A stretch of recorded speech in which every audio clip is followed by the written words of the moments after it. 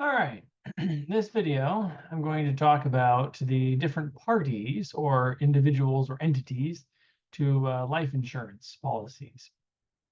So we have basically three parties to a life insurance contract, or at least that are involved in the contract and how it's paid out and so forth. We have the owner, the insured, and the beneficiary. Okay, so the owner, insured, and beneficiary.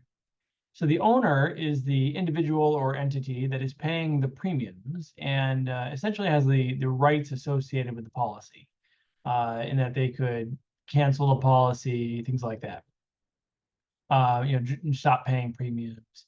They could also normally choose who the beneficiary is, those sorts of things. Now, for a person to be the owner of a life insurance policy, the person needs to have either an insurable interest or consent at inception.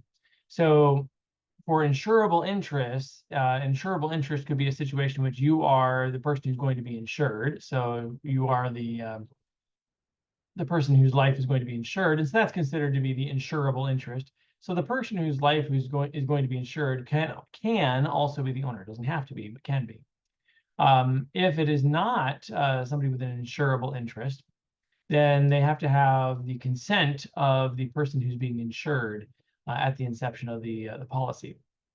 Another example of an insurable interest might perhaps be if you had a company that took out a life insurance policy on its CEO. And there is an insurable interest there. If the CEO passes away, that obviously would have some very bad financial repercussions for the company. So they have to have either an insurable interest or the consent of the insured at inception in order to be the owner of the policy.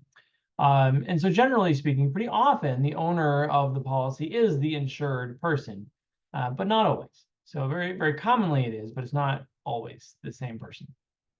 Insured, this is the person whose death will trigger the policy payout.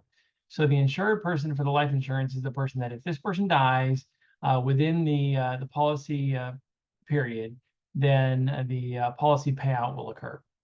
The beneficiary is the person or persons or possibly an entity or like an estate or something like that who receive the death benefit. So this is basically who gets the money when the insurance policy pays out. And that brings up the interesting topic of something that's called the unholy trinity. And this is when the owner, insured, and beneficiary are actually three different people. So if the owner, the insured, and the beneficiary are three different people, then basically what's happening is we have an owner, somebody who's paying the premiums to insure a different person. And if that person dies, a third person gets a payout.